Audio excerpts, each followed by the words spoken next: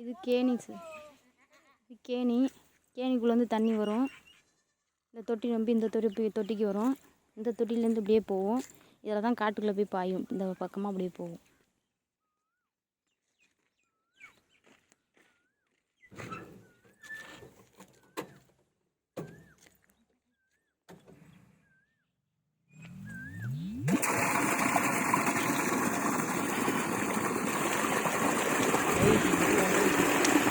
பைகேஜ் motor தான்.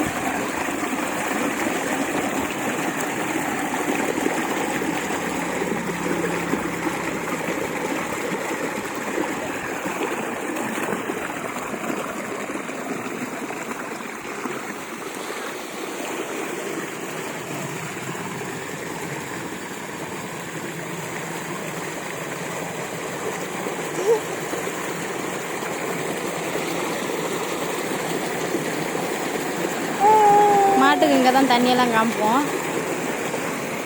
தொட்டியில் தான் தண்ணி குடிக்கும். மாடு ஆடு எல்லாமே இந்த தொட்டியில் தான் தண்ணி குடிக்கும். நாங்களுமே தொட்டியில் தான் தண்ணி குடிப்போம்.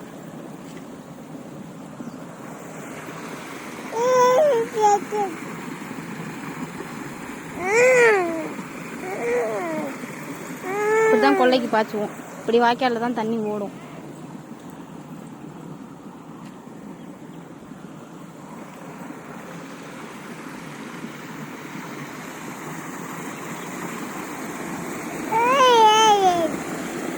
தாராளமாக வெள்ளாமை பண்ணலாம். தண்ணி நிறையா இருக்கும்.